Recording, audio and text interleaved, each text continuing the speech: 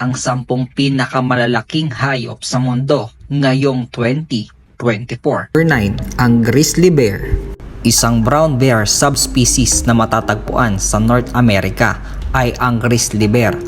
Ang mga ito ay tinutukoy din bilang silver-tip bear o North American brown bear.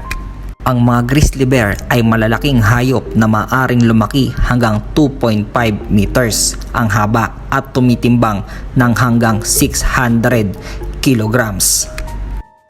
Number 8, ang ostrich. Ito ay isang uri ng ibon, ngunit hindi nakalilipad.